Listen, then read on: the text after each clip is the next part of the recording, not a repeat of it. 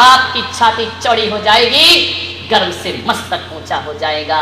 ऐसा जीवन मत जियो मेरे बच्चों कि तुम्हारे माँ बाप को किसी से नजरें मिलाने में शर्म महसूस होने लगे। ध्यान रखिए, माँ बाप का भी फर्ज है, बच्चों का भी कुछ फर्ज होता है।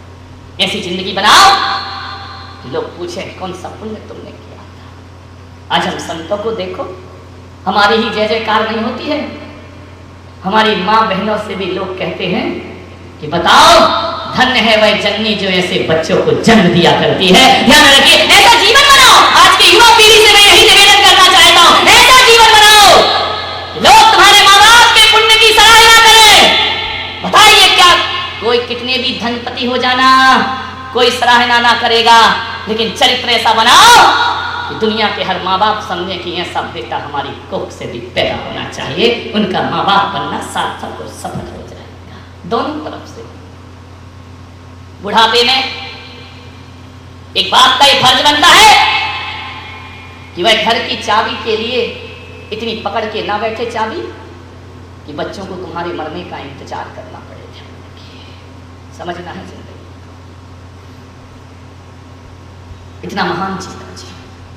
एक शिष्य का यह फर्ज बनता है कि ऐसी जिंदगी बनाए, ऐसी जिंदगी बनाए।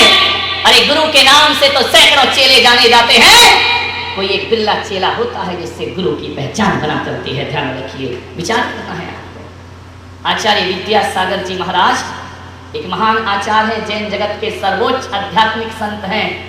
ध्यान रखना, ये वो आचार्य हैं जिन्होंने गुरु से अपनी पहचान नहीं बनाई, ऐसा जीवन जिया कि अपने साथ साथ गुरु का नाम भी अमर कर दिया और अपने गुरु का नाम भी रोशन कर दिया। गुरु के नाम से जिंदगी जीना बहुत आसान काम है और अपने कर्मों से गुरु का नाम रोशन करना एक शिष्य का दायित्व और फर्ज हुआ करता है। मान्यवर, उनके नाम के तो कई चेले घूम रहे हैं, लेकिन जो आचार्य विद्यासागर ने अपने गुरु के लिए किया है, जहां तक मुझे माफ करना, सारे चेले मिलकर भी अपने गुरु के लिए ऐसा नहीं कर सकते। जीवन महान बना। ऋषभदेव प्रथम तीर्थंकर, नाभिराय का दरबार, बड़े गीत गाए जा रहे हैं, बड़ी बिरदावलियां गाई जा रही है, नाभिराय का यशोगान हो रहा है, नाभिराय की यशकीर्ति फैल रही है सभी जगह। जिसे देखो वो जय जयकार करता है, अंतिम मनु नाभिराय की जय हो, भक्त वत्सल नाभिराय की जय हो, प्रजा वत्सल नाभिराय की जय हो, प्रजापालक नाभिराय की जय हो। तुम्हारे जैसा सम्राट ना आज तक हुआ है और ना भविष्य में कोई दिखाई। इतनी प्रशंसा नाभिराय की, कान सुन सुन के उनके पक गए। जो देखो वो हाथ जोड़े खड़ा रहता, सौधर भीम रहता धरा पर, वह हाथ जोड़े खड़ा रहता। हे जगत पिता, तुम्हारा देवलोक वंदना करता है, तुम्हारी पूजा और आराधना करता है। इतना वैभव नाभिराय के पास था। ललच रहा होगा ना मन, तुम्हारी औलाद ही तुमसे इज्जत से नहीं बोलती है। ध्यान रखना, दुनिया में इज्जत कमाई तो क्या कमाई, घर में इज्जत कमाओ।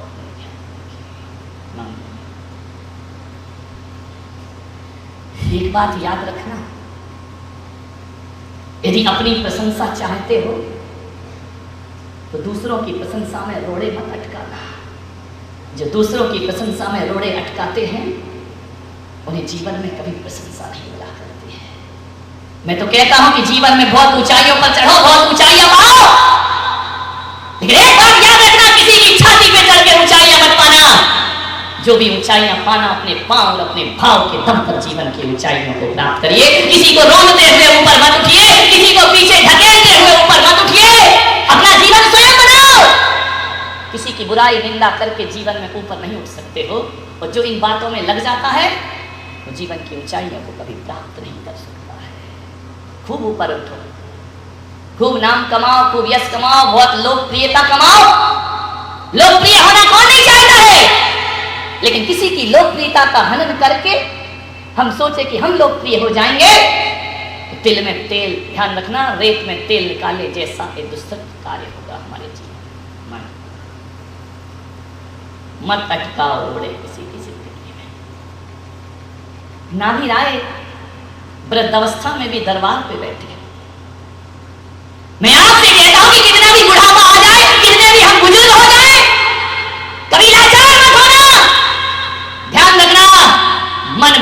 कभी नहीं होना चाहिए। तन बूढ़ा हो जाए तो हो जाए, कोई बात नहीं है, तन में कोई कुछ नहीं कर सकता है, लेकिन अपने मन को कभी बूढ़ा मत बनाइए। बुजुर्गों से कहूंगा संभालो अपना बुढ़ापा। बूढ़ा और जवान कौन होता है?